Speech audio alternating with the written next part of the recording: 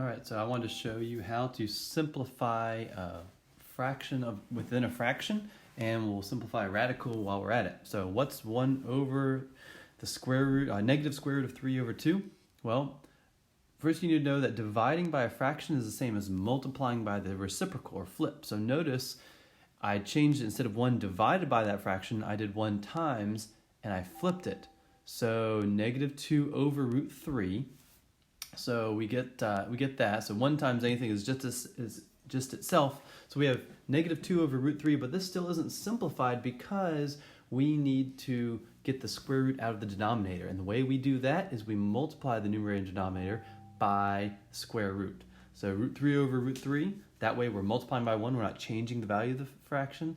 And when I multiply this out, I get negative 2 times the square root of 3, and divided by 3 because the square root of 3 times the square root of 3 is the square root of 9, which is just 3.